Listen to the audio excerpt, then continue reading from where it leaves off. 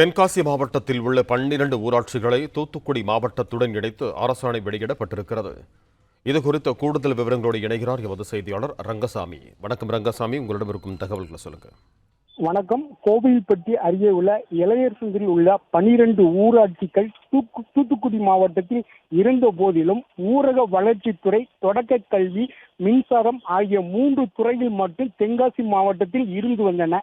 இதைத் தொடர்ந்து அந்த பகுதியில் உள்ள மக்கள் 17 ஆண்டுகளுக்கு மேலாக தூத்துக்குடி மாவட்டத்துடன் முழுமையாக இணைக்க வலியுறுத்தி தொடர்ச்சியாக போராட்டத்தில் ஈடுபட்டு வந்தனர். மேலும் இது தொடர்பாக நீதிமன்றத்தில் வழக்கு தொடரப்பட்டிருந்தது. இந்த நிலையில் 3 மாத காலத்திற்குள் ஊரக வளர்ச்சித்துறையை தூத்துக்குடி மாவட்டத்துடன் இணைக்க வேண்டும் என்று சென்னை உயர்நீதிமன்றம் மதுரை கிளை உத்தரவிட்டிருந்தது. இந்நிலையில் இதற்கான அரசாணை இன்று காலையில் வெளியிடப்பட்டுள்ளது.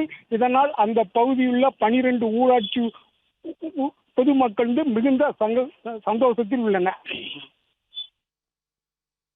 நன்றி ரங்கசாமி, உங்கள் தகவல்களுக்கு.